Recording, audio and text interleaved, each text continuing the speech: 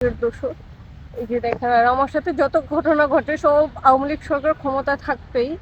আর সে ছাত্রলীগ করতো, আমাকে খুব আওয়ামী লীগের পাওয়ার দেখাইতো, খুব ভয় দেখাইতো।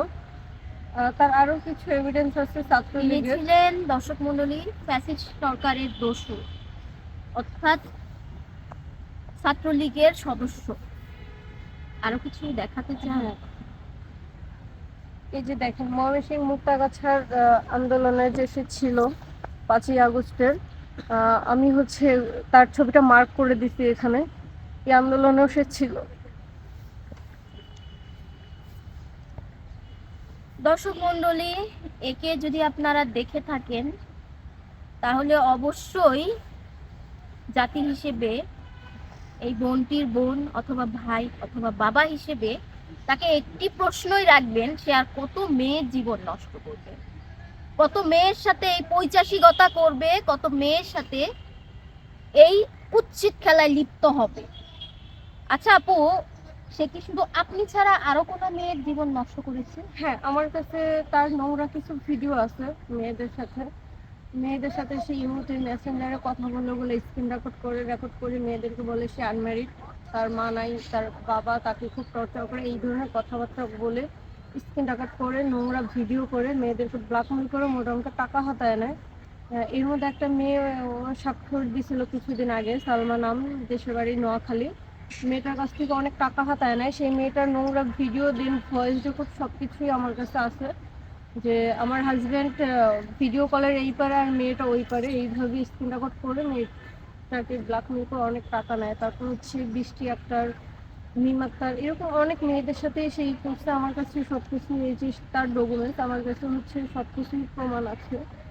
তো আমার মা মারা যাওয়ার পরেও আসামি ক্ষান্ত হয়নি। আমি যখন নারায়ণগঞ্জ ফতুল্লা থানাতে নারায়ণগঞ্জ কোর্টে একটা মামলা করি নারী ও শিশু নির্যাতনের, মামলাটা করলে মামলাটা পিবিআইতে তদন্ত দেয়। পিবিআই যখন তদন্ত করে তখন জানতে পারি সে আরো 1 বছর আগে আমাকে তালাক দিচ্ছে। আমি জানি না, তালাকের বিষয়টা সে গোপন রাখছে। কোনো পেপারস আপনি? আমার বাড়ি আদৌ কোনো পেপারস যায়নি। তো বিষয়টা সে গোপন রেখে আমার সাথে কন্টিনিউ সংসার করে গেছে। তাহলে এটা কি জেনে শুনে সে দ্বিতীয়বার আমাকে ধর্ষণ করলো না?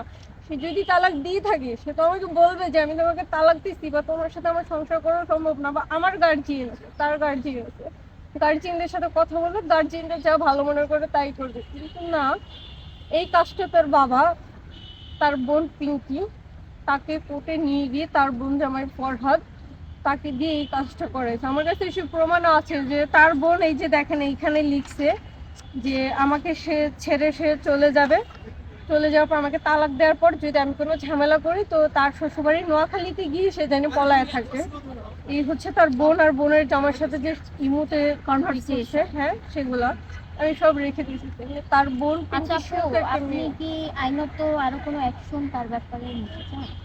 হ্যাঁ, আমাদের এক হাদি ভাই মারা গেছে, বাংলাদেশে আরো লক্ষ হাদি আছে। আমার বাংলাদেশে যত হাদি আছে সব হাদি ভাইদের কাছে একটাই দাবি, আমি যেন আমার ধর্ষিত হন, আমার মা মারা গেছে, আমার সন্তান মারা গেছে, আমি যেন সেই বিচারটা পাই। আমাদের